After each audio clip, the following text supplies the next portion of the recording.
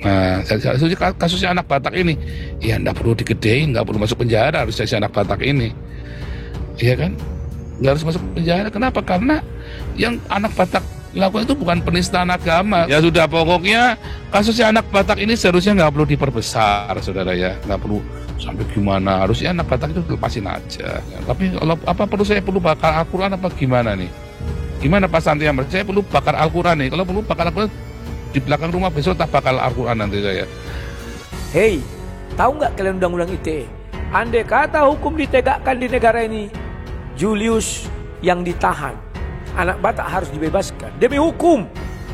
Dan pelaku, saya informasikan kepada rekan-rekan saat ini sudah kita ambil langkah-langkah, sudah kita laksanakan penanganan sampai dengan gelar perkara dan sudah dinyatakan sebagai tersangka. Saat ini pelaku sudah kita tahan dan sedang dalam proses penyidikan lebih lanjut.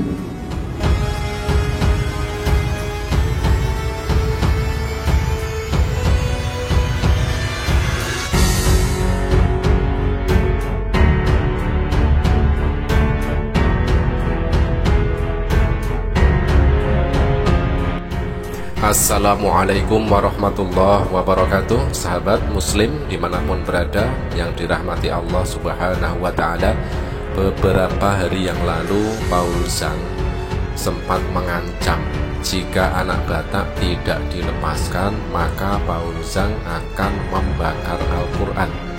Nah, ini sungguh sangat luar biasa sekali kejinya apa yang dilakukan oleh si Paul Zhang. Paul Zhang membabi buta membela seorang penista agama, dan ketika tuntutan agar si penista agama tidak dilepaskan, maka Paul Zhang berniat akan membakar Al-Quran, yang justru ini lebih menyakiti dan menyinggung perasaan umat Islam di seluruh dunia.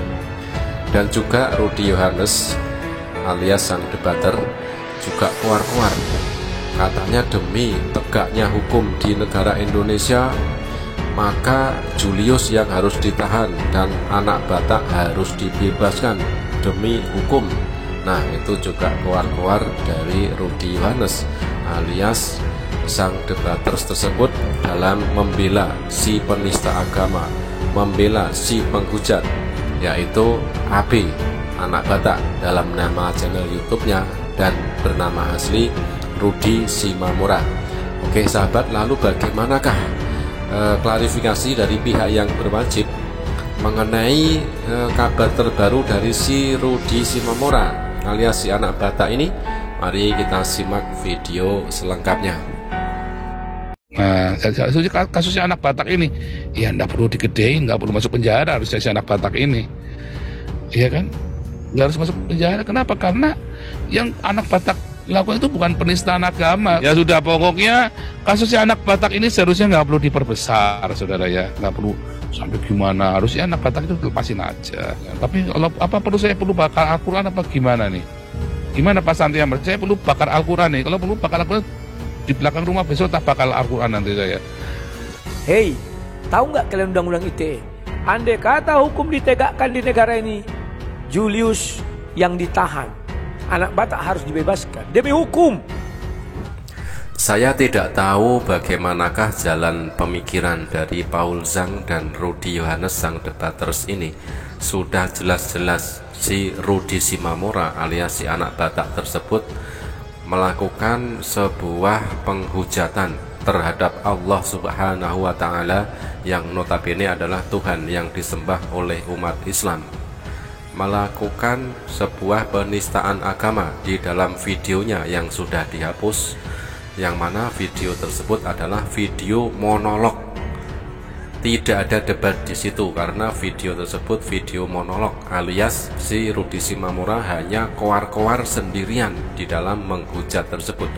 Nah, untuk dua orang ini tidak habis pikir saya, bagaimanakah jalan pemikiran orang yang jelas-jelas sudah bersalah, orang yang sudah jelas-jelas sebagai penista agama, seorang penghujat, tetapi masih membabi buta dua orang ini membela si penista agama, membela si penghujat, membela orang yang membuat gaduh rakyat Indonesia. membela orang yang berpotensi memecah belah persatuan dan kesatuan di antara umat beragama di Indonesia. Nah, ini harus introspeksi diri harusnya dua orang ini ya. Kami mendapatkan informasi atas kejadian ini pada hari Sabtu tanggal 5 November, dan segera setelah ada informasi dari tim Satreskrim Polrestabes Medan langsung mengambil langkah dan mengamankan pelaku pada hari Minggu satu hari setelahnya, atau tepatnya Senin subuh tanggal 7 November. Ya, dan pelaku saya informasikan kepada rekan-rekan saat ini sudah kita ambil langkah, sudah kita laksanakan penanganan sampai dengan gelar perkara dan sudah dinyatakan sebagai tersangka. Rudi Simamora kini sudah ditetapkan menjadi tersangka. Jadi harapan dari dua orang YouTuber Kristen tadi, yaitu Paul Zhang dan Rudi Yohanes sang debaters, kian hampa. Jadi tidak ada harapan lagi untuk Rudi Simamora alias si penista agama ini untuk dibebaskan, karena status terbarunya kini sudah menjadi tersangka setelah diamankan dan ditangkap pada tanggal 7 November 2022. Ya, Rudi Simamora alias anak Batak ini harus mempertanggungjawabkan perbuatannya yang menghujat Allah Subhanahu wa Ta'ala, yang sangat menyakiti umat Islam di seluruh dunia. Pak, untuk kejiwaannya sendiri apakah akan dilakukan pengecekan atau sudah dilakukan, dan itu gimana Pak hasilnya Pak? Ya, untuk itu juga akan kita lakukan ya, dari pemeriksaan saksi-saksi termasuk terkait kondisi kesehatan kejiwaan. Ini sebenarnya belum, nanti akan kita tindak lanjuti. Gitu. Cukup. Dan selanjutnya dari pihak yang berwajib juga akan memeriksa kondisi kesehatan dan kejiwaan dari si Rudi Simamora alias si anak Batak ini. Kita berharap mudah-mudahan si Rudi Simamora ini tidak mendadak sakit jiwa ya. Mudah-mudahan tidak mengidap sakit jiwa. Nanti kalau si Rudi Simamora ini mengidap sakit jiwa, sudah barang tentu dong dia tidak akan dihukum, dia tidak akan masuk hotel Prodeo. Oke sahabat, itulah tadi berita terkini dan terbaru dari Rudi Simamora alias si anak Batak, seorang penista agama, seorang penghujat yang sangat luar biasa keji dalam hujatannya. Semoga secepatnya mempertanggungjawabkan apa yang telah dia perbuat. Terima kasih, jazakumullah khairan kasiron. Wassalamualaikum warahmatullahi wabarakatuh.